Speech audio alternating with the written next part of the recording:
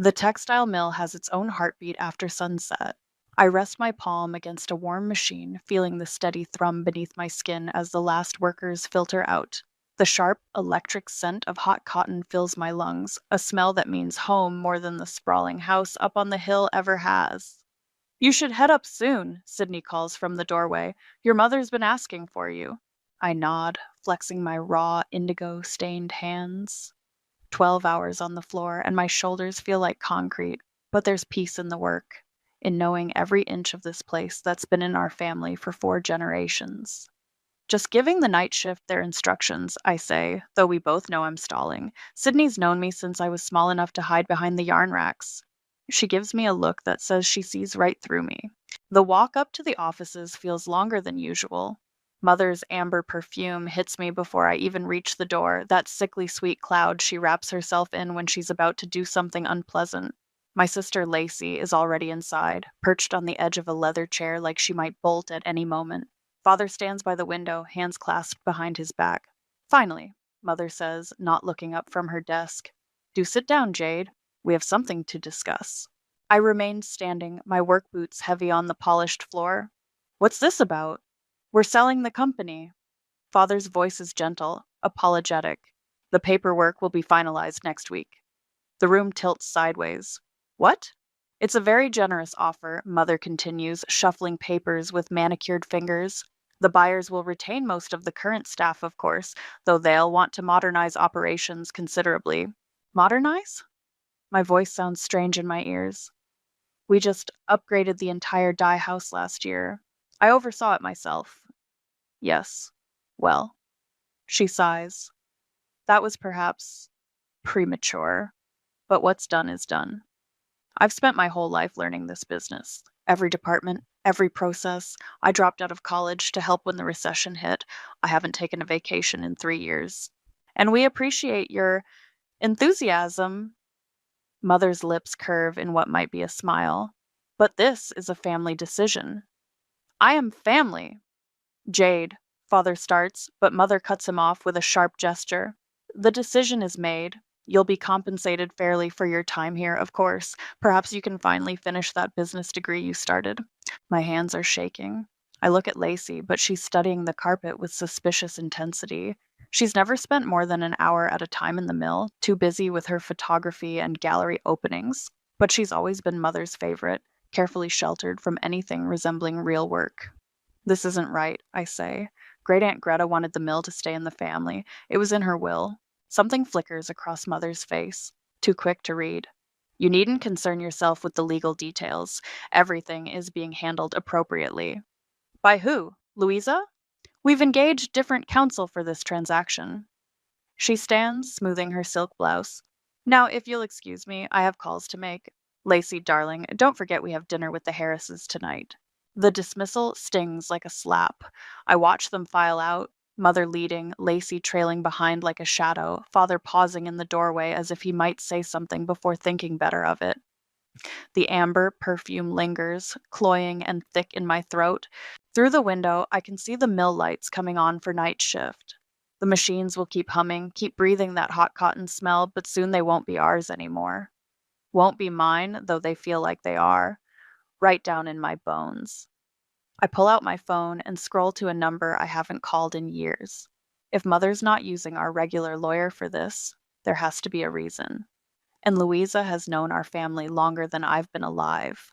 My fingers hover over the call button as the last of the sunset bleeds away outside. Something isn't right here, and I'm going to find out what. You'll love Bali, Lacey chirps, trailing me through the design archive. The light there is just incredible. I did a whole series on local textile artists last spring, remember? I run my fingers over the sample books, decades of our family's work preserved in neat rows. I remember you posted a lot of sunset photos from your resort. Don't be like that. She sighs, perching on a filing cabinet. This could be good for everyone. You work too hard anyway. Some of us have to.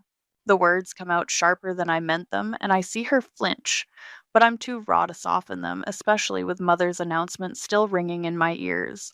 I pull out a binder from 2019, finding the wool sample I developed during my first year as design director.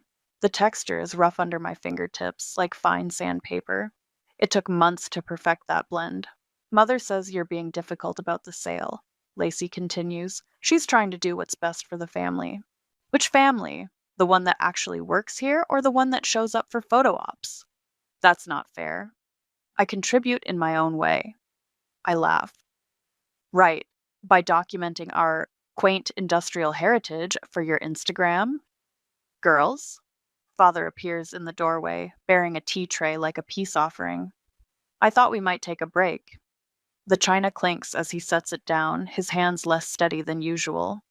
Mother sweeps in behind him, amber perfume announcing her presence before she speaks. Jade, darling, you really must stop going through those old records. The buyers will handle all the archiving.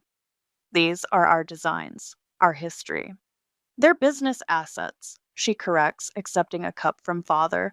The spoon chimes against fine porcelain as he stirs, a steady tick, tick, tick that makes my teeth ache. And speaking of business, we need to discuss your role during the transition. My role is running this mill. My name is on the original charter. Mother's laugh is sudden, metallic. Oh, sweetheart, is that what you think? Something in her tone makes my skin prickle. I've seen the documents. Great Aunt Greta made sure. Your great aunt, Mother cuts in, made certain arrangements. But I assure you, your name is not on anything of consequence. I've read the charter. Have you? She sets down her cup with a sharp click. Recently. Father's stirring gets faster, though his tea must be thoroughly mixed by now. Lacey slides off the cabinet, edging toward the door. What did you do? My voice sounds distant, even to myself. Nothing that wasn't necessary. Mother examines her manicure. Your great aunt had some rather outdated ideas about succession. We simply protected the family's interests. By erasing me from the documents? By ensuring the business would be managed appropriately. She stands, brushing invisible dust from her skirt. Really, Jade, did you think we'd let you inherit everything just because you enjoy playing with the machinery? This is a multi-million-dollar company, not some craft project. The wool sample is still in my hand. I focus on its rough texture, anchoring myself against the vertigo of her words. Playing? I've run this place for 3 years while you were off at charity luncheons. Under supervision, she says, with guidance, and now it's time for a change. I won't let you do this. It's already done. She moves to the door, then pauses. Oh, and I'll need your key card by Friday. The buyer's team will be doing their final walkthrough. Father finally stops stirring. Claire, perhaps we should... Not now, Rolando. Her voice could freeze mercury. Lacey, come along. We'll be late for the photographer. I watch them go, Mother gliding, Lacey scurrying, Father lingering just long enough to give me a helpless glance before following. The tea sits untouched, growing cold. The wool sample is crumpled in my fist now, its careful weave distorted. I smooth it out, trying to restore its shape, but the damage is done. Like so many things, it won't be the same again. My phone feels heavy in my pocket. Louisa's number is still there, waiting. Mother's words echo in my head. Your name is not on anything of consequence. But why would she say that if she wasn't worried about something? The attic air is thick with dust and memory.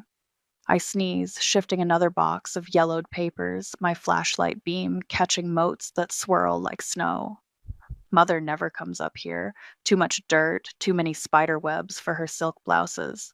But I remember hiding among these boxes as a child, reading old ledgers while everyone searched the house below. My thumb catches on a sharp edge and I hiss, a bright bead of blood welling up. These papers are brittle, eager to bite. But I keep digging because somewhere in these boxes is the truth Mother doesn't want me to find.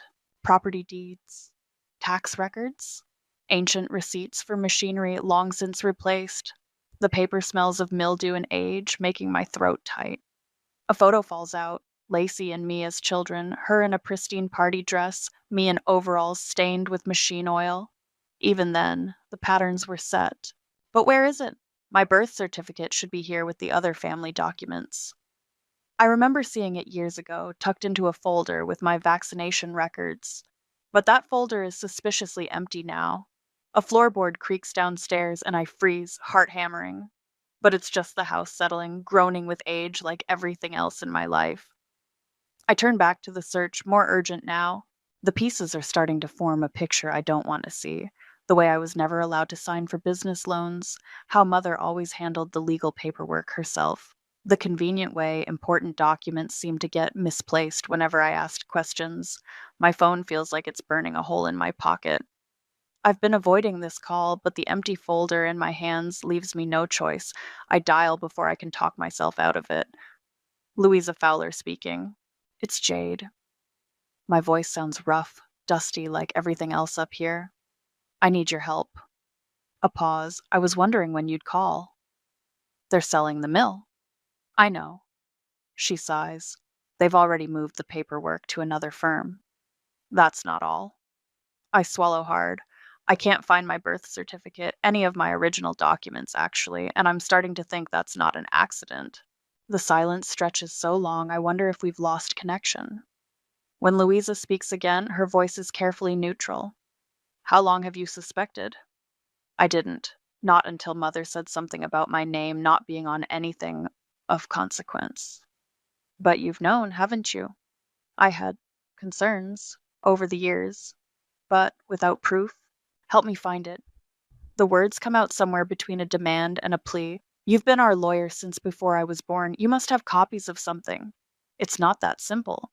Papers shuffle in the background. If what I suspect is true, this goes beyond missing documents. We're talking about potential fraud, identity theft, possibly even tax evasion. My cut thumb throbs. I don't care what it takes. They can't just erase me. This will get ugly, she warns. Your mother won't go down without a fight, and it will take time, months, maybe years, to unravel everything. The sale closes next week. Then we'd better start now. More shuffling.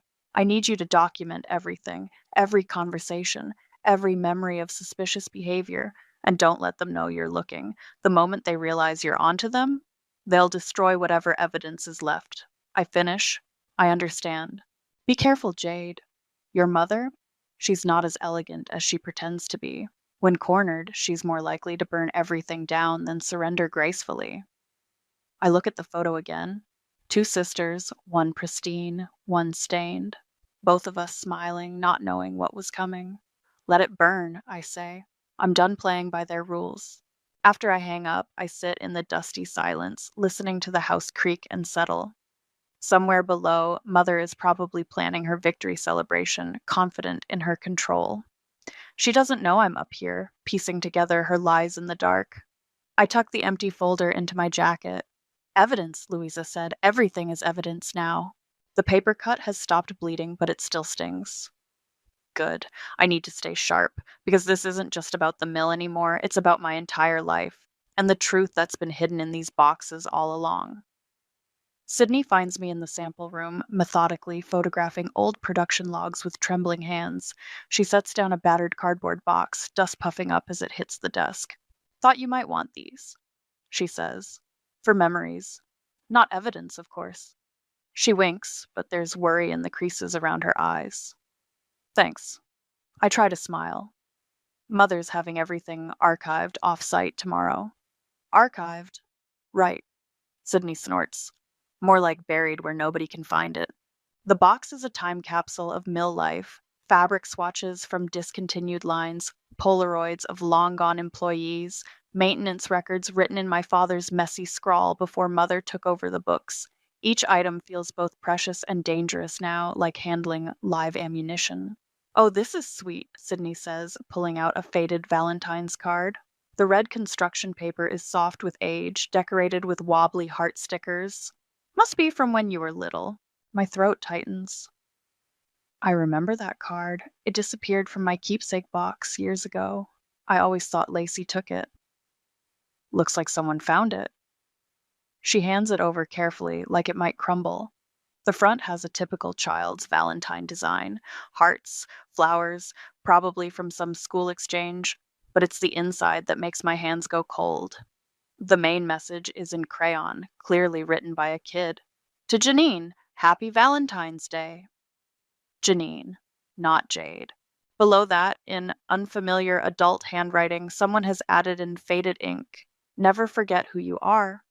The card smells faintly of dried roses, probably from being stored with other Valentine's memorabilia, but there's something else about it that makes my skin prickle.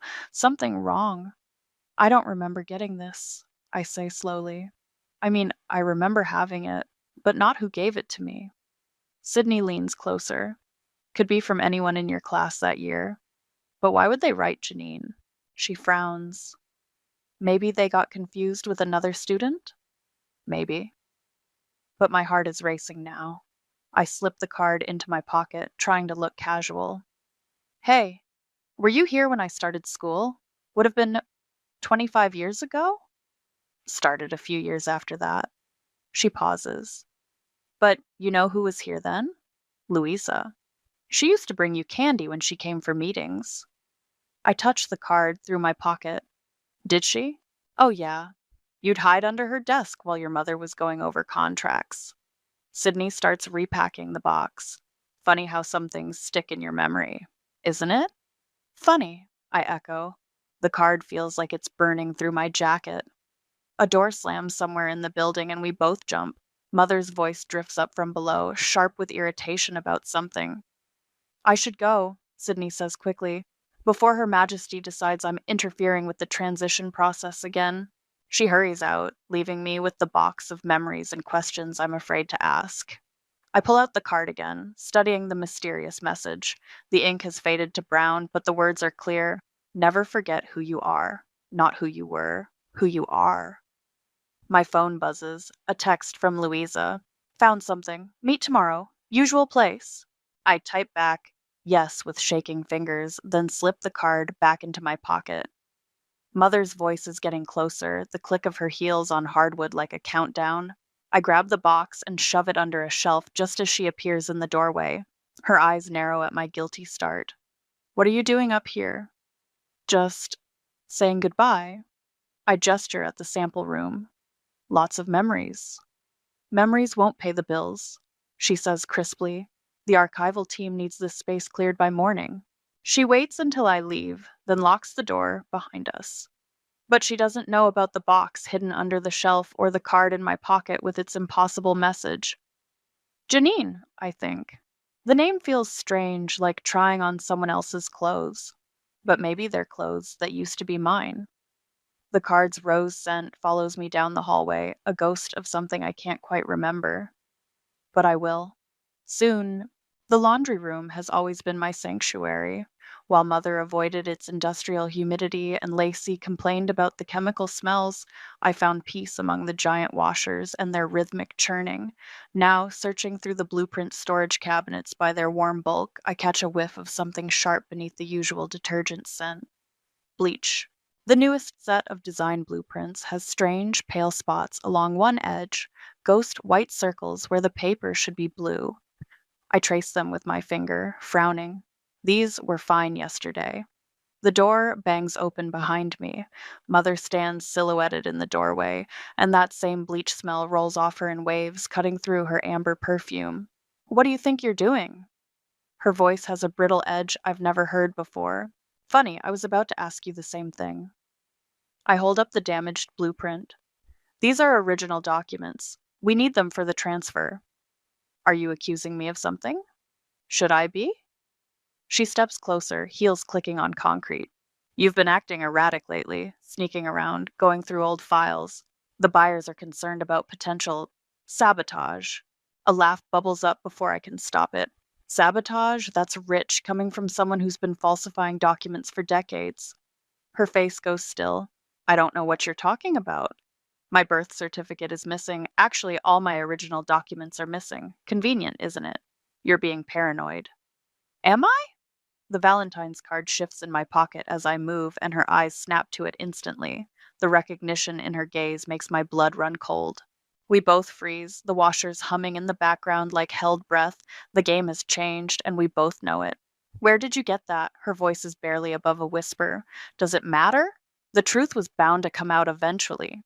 She moves so fast I barely see it, manicured hand shooting out to grab the card. I step back, bumping into the cabinet. Give it to me. The bleach smell is overwhelming now. You have no idea what you're dealing with. Actually, I think I do. You changed my name. Probably other documents, too. The question is why? I did what was necessary. Her fingers flex like claws. To protect this family. From what? From me?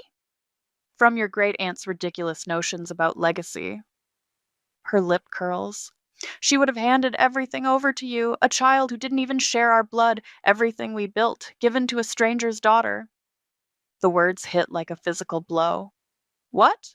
Oh, don't act surprised. Why do you think you look nothing like Lacey? Why do you think we never showed you baby pictures? Her laugh is sharp as broken glass.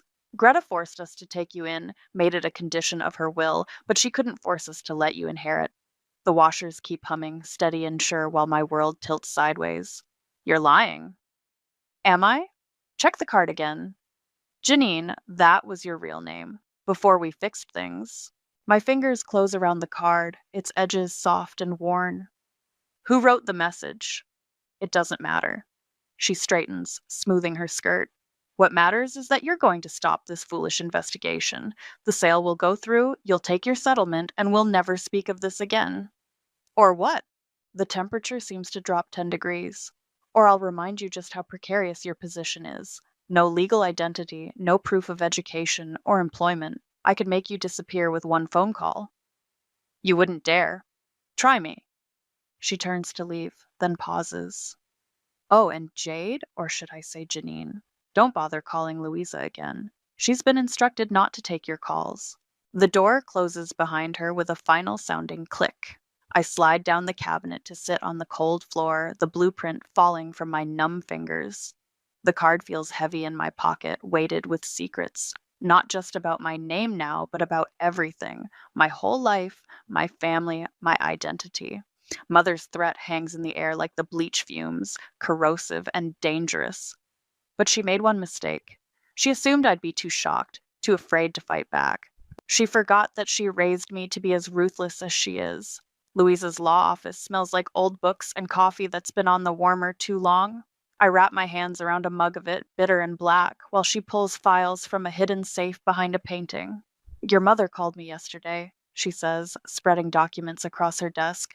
Tried to have me removed as trustee. Unfortunately for her, that power rests solely with the beneficiary. And who is that exactly? The coffee burns my tongue. Because apparently I'm not who I thought I was. Louisa settles into her chair, afternoon sun catching the dust motes around her like a halo. What do you know about your great aunt Greta? Not much. She died when I was small. Mother said she was difficult. Difficult meaning she refused to play by your mother's rules. Louisa's smile is sharp. Greta knew exactly what kind of woman your mother was. That's why she structured the trust the way she did. She pushes a yellowed document across the desk. The trust agreement is dated 3 months before Greta's death, the ink still crisp despite its age. Read the inheritance clause, Louisa says quietly. My eyes scan the legal language until I find it. All assets shall pass to the firstborn female heir bearing the family name of Pearson. The coffee turns to acid in my stomach. Pearson? Your mother's maiden name, and your birth name, Janine Pearson. Louisa pulls out another document, this one newer. When they adopted you, they changed it to match Lacey's, but they couldn't change the trust without Greta's permission, and she made sure that would never happen.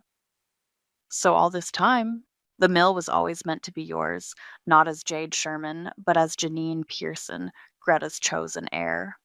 The sun slants lower, turning the dust to falling gold. I think of Mother's bleach-stained hands, her desperate attempts to destroy evidence. They knew, I whisper. They've always known. They tried to challenge it after Greta died, but the trust is ironclad. The only way they could keep control was to make sure you never discovered your real identity. My laugh sounds hollow even to me, and now they're trying to sell everything before I can prove who I am. Not if we move first. Louisa starts laying out more papers, creating a battle plan in ink and legal jargon. We have the Valentine's card, which proves they knew your original name. We have witnesses who remember you as Janine, teachers, doctors, old mill workers. Sydney, I realize, she's been dropping hints for years. Many people kept quiet out of fear. Your mother can be persuasive, but with proper legal protection, they'll talk now. The coffee is cold in my mug, leaving nothing but bitter residue on my tongue. What about Lacey? The trust is clear, only the firstborn female Pearson inherits. Once we prove that's you, she'll have no claim. She'll lose everything. She'll have whatever your parents managed to set aside. Louisa's voice gentles. I know she's your sister. No. The word comes out hard and final. She's their daughter. I'm something else. You're Greta's heir, the one she chose to protect her legacy. She starts stacking the papers into ordered piles. But we need to move carefully. Your mother will destroy everything she can't control. I know. I trace the trust agreement's faded letterhead. How long? To build an airtight case? A few weeks? To stop the sale? That we can do immediately once I file the initial injunction. The sun is almost gone now, the dust settling back into shadows. I think of Mother's threat in the laundry room, of all the years spent feeling like I didn't quite fit. Do it, I say. File everything. I want them to know exactly what's coming. They'll retaliate. Let them. The coffee's aftertaste lingers, bitter as revenge. I'm not afraid anymore. Louisa begins preparing the paperwork, her pen scratching like a weapon being sharpened. Outside her window, I can see the mill's lights coming on against the dusk. Soon, those lights will shine for me, not as the daughter my parents tried to erase, but as the heir my great aunt chose. One more thing, Louisa says, not looking up. Once we file, there's no going back, no chance of reconciliation. Are you sure you want this? I think of bleached blueprints, of stolen documents, of a lifetime of careful lies. They made their choice 25 years ago, I say. Now I'm making mine. The boardroom feels like a trap ready to spring. Fresh printed cash sits in neat stacks on the mahogany table, advance payments from the buyers, reeking of that distinct new money chemical smell. Mother's amber perfume fights with it, creating a sickly sweet fog that makes my head spin. What is the meaning of this? She demands, perfectly manicured nails drumming against her leather portfolio. We have contracts to sign. Yes, I say, watching Father settle nervously into his usual chair. We do. Lacey hovers by the door like she might bolt. She's wearing her gallery opening clothes, all black, carefully curated casual. The buyer's representative checks his watch repeatedly. If we could proceed, he suggests, the funds are prepared as requested. About that. I nod to Louisa, who begins distributing documents with precise, measured movements. There's been a change in ownership structure. Mother's fingers stop drumming. What are you talking about? Perhaps we should start with introductions. The trust agreement feels waxy under my thumb as I slide it across the table. My name is Janine Pearson, firstborn female heir to the Pearson Textile Trust, and I'm exercising my right to assume control, effective immediately. The chemical money smell seems to intensify as all the oxygen leaves the room. Father's face goes gray. Lacey makes a small wounded sound. This is absurd, Mother says, but her voice wavers. That trust was dissolved years ago. No, Louisa cuts in, smooth as silk. You merely buried it, along with Janine's, original identity. But trusts don't dissolve just because you hide the paperwork. She begins outlining the legal details in calm, devastating precision. The original adoption records, the fraudulent name change, the systematic erasure of my true identity to circumvent Greta's wishes. All assets revert to the rightful heir, Louisa continues. The mill, the properties, the auxiliary businesses. Additionally, all access to company accounts and facilities will be revoked for the former management team, effective immediately. You can't do this. Mother's perfume is failing now, overwhelmed by the sharp tang of fear sweat. We're her parents. No, I say quietly. You're my kidnappers. There's a difference. The buyer's representative stands abruptly. I believe we should postpone. The sale is canceled, Louisa informs him. You'll find your deposit has already been returned. He practically runs for the door. Smart man. Jade, please. Lacey's voice breaks. We're still family. Are we? Did you know? I watch her face crumple. All those years, did you know what they did to me? I was just a child, she sobs. They said it was for the best, that you'd be happier not knowing. Enough! Mother slams her hand on the table, making the money stacks shiver. I won't stand for this ingratitude. Everything we did was to protect this company. From me? I lean forward. Or from Greta's ghost. Because she saw right through you, didn't she? That's why she made sure I would inherit no matter what name you forced on me. You have no idea what that woman was like. Actually, I do. I pull out the Valentine's card, watching her face go slack with recognition. She made sure I'd find out eventually. All those little breadcrumbs she left, waiting for me to follow them home. Father hasn't spoken a word, just sits staring at his hands like they belong to someone else. Lacey's mascara runs in black rivers down her cheeks. Security will escort you out, I say, standing. Your personal items will be shipped to you after they've been inventoried for company property. You can't just erase us, Mother hisses, but her eyes are wild now, darting between the documents like she might find an escape clause. Funny. I gather the trust agreement, feeling its weight like armor. That's exactly what you did to me. The difference is I'm doing it legally. They file out, Mother rigid with fury, Father slumped like a puppet with cut strings, Lacey stumbling in her designer heels. The money sits uncounted on the table, already forgotten. Well, Louisa says into the silence, that went about as expected. I touch the Valentine's card in my pocket, its message clear at last. Never forget who you are. Not who they made me, but who I was always meant to be. Have the locks changed, I tell her. All of them. Tonight. The chemical smell of the cash makes me nauseated now. I'll have it deposited first thing tomorrow, but tonight I have a mill to reclaim. The night shift has gone home, but I keep the machines running. Their rhythm fills the empty mill with familiar music, the whir of spindles, the soft thump of mechanical arms, the steady breath of ventilation systems pushing cotton-scented air through ancient ducts. My hands find a freshly spun bundle of yarn, still warm from processing. The fibers are soft against my calluses, not quite settled into their final form. Like me, this yarn is in transition, raw material becoming something new, something stronger. Sydney left a note on my desk. Congratulations, boss. The real one, this time. Next to it sits the mill's master key, no longer a copy, but the original. The weight of it in my palm feels right, like it was cut for my hand alone. The Valentine's card is locked in the office safe now, protected by a combination only Louisa and I know. Such a small thing to bring down an empire, a child's craft project, and a hidden message waiting all these years to be found. I wonder if Greta knew, when she slipped that note onto the card, how long it would take for the truth to emerge. Mother's amber perfume still lingers in the executive office, but it's already growing fainter. Tomorrow I'll have the cleaning crew do a deep scrub, erasing the last traces of her presence. Lacey's artsy photographs of the mill will come down from the walls, replaced by the technical drawings and production charts that tell the real story of this place.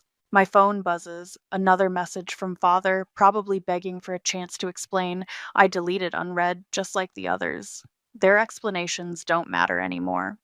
25 years of lies can't be undone with a few desperate texts. The yarn shifts in my hands as I walk the production floor, its texture changing with each twist. Near the loading dock, I find one of Mother's designer scarves, forgotten in the chaos of their exit. The silk is smooth and expensive, everything she valued wrapped up in a single accessory. I drop it in a trash bin without hesitation. They'll try to fight back, of course. Mother's too proud to accept defeat gracefully, but Louisa has already filed injunctions, frozen accounts, changed locks. The evidence of their deception is overwhelming. Years of falsified documents, hidden trusts, careful erasure of my existence. I reach the dye house where it all started to unravel. The bleach stains on the floor are still visible, Mother's last desperate attempt to destroy the proof of who I am. But you can't bleach out the truth forever. It always finds a way to show through. The machines hum on, steady and sure. They don't care who signs their maintenance checks or who holds their ownership papers. They just keep spinning, weaving, creating, like they have for generations before me and will for generations after. I think about Lacey's tears in the boardroom. Father's defeated slump, Mother's mask finally cracking to show the fear beneath. Part of me wants to feel something, grief, maybe, or regret for the family I thought I had. But there's only a calm certainty, like the rhythm of the machines. They made their choices, now they'll live with the consequences. The yarn is cooling in my hands, taking its final form. Soon it will be wound onto spools, shipped to customers, woven into something new. That's the way of textiles, always changing, always becoming. Nothing stays raw forever. I am not the daughter they tried to shape me into. Not Jade Sherman, the replacement child, carefully contained and controlled. I am Janine Pearson, heir to this legacy, chosen by a great aunt who saw clearly what my parents tried to hide. The machines spin on in the darkness, their sound rising through the soles of my work boots. This is what belonging feels like. Not the brittle perfection of mother's world, but the honest hum of industry, the smell of oil and cotton, the texture of newly made things taking shape. I am not forgiving. I am finished. And in the steady rhythm of the mill at night, I hear my real name echoing. Janine, Janine, Janine. The name they tried to steal, now claimed again. The yarn settles into its final twist, strong and certain in my hands. Like me, it knows what it was always meant to be.